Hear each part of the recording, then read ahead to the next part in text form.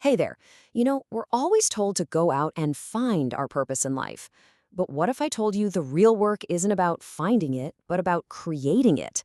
Today, we're going to dive into a really powerful metaphor that might just change how you think about your own life and the meaning you give to it.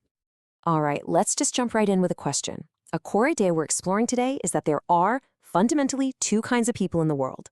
And as we go through this, I want you to ask yourself, which one sounds more like you? And this whole idea, it's built around a really cool central metaphor, the sun and the moon. Now, this isn't about good versus bad or right versus wrong. It's all about the source of your light, where the source of your meaning truly comes from. So let's break this down a bit. Suns, well, they generate their own energy, their own meaning from this deep inner place. They don't need anyone else's validation to shine. Their light just comes from within. They just exist. Moons, on the other hand, are absolute masters of reflection. They are so empathetic, so perceptive. They absorb and understand the light coming from others. Both are incredibly valuable, but you can see their source of power is just fundamentally different. And this, right here, is the crucial distinction. Again, it is not a judgment. Moons are absolutely essential for human connection. But the key idea here is that only the suns are the true creators of their own meaning.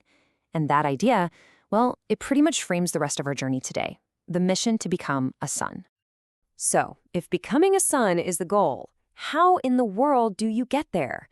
It's not about finding a brighter sun to reflect or a bigger one to orbit around. No, the mission is to turn inward. The mission is to return to yourself. The path is kind of laid out in 3 steps. First, you have to go back into your own history, your shadows, your fears, all the parts of you that you might not look at very often. Second, you have to dissect that inner world, almost like a scientist studying a new specimen, looking into all the hidden corners. And third, and this is like the engine for the whole process, you have to start asking one simple, relentless question. Why? You start by interrogating the person you are right now, today. You look at your job, your personality, your habits, and you ask with genuine curiosity, why this? Out of all the people I could have become, why did I become this version of me? And then you've got to go a layer deeper. You have to interrogate your own beliefs, your political views, your philosophy on life, your opinions on, well, everything. Where did they actually come from? Are they truly yours? Or are you just reflecting someone else's light? Why do you think the way you do?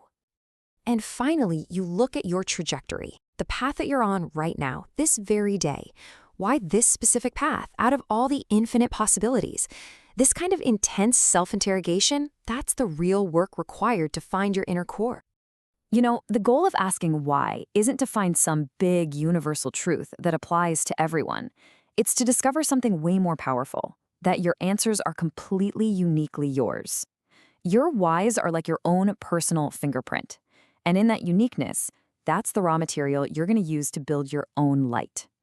But to really do this work, you have to embrace a concept that, let's be honest, most of us are taught to run away from. You have to face what this journey calls the great truth, the gift of loneliness. This is just a stark, unavoidable fact of life, right?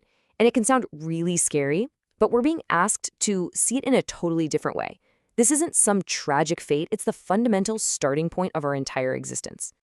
And this is where we just flip the script on the whole concept. Loneliness isn't a problem you need to solve, it's a space you need to use. It's not a tragedy, it's a gift. Think of it as the quiet, empty room where you can finally hear yourself think and begin the real work of creation.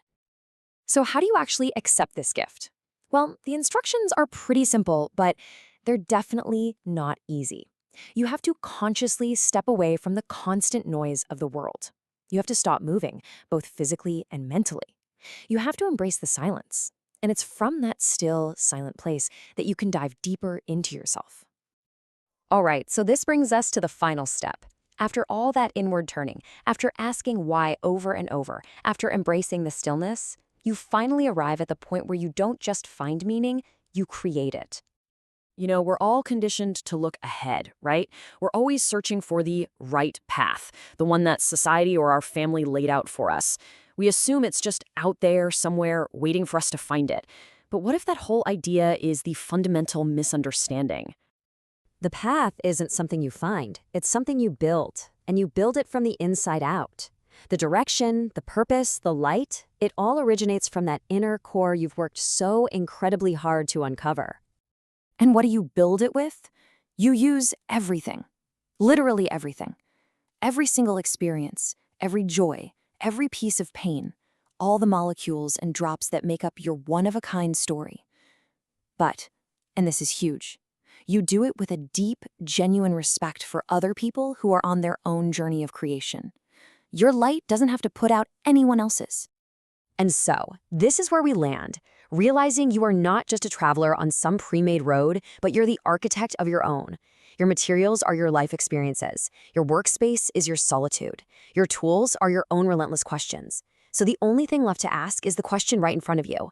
What will you create?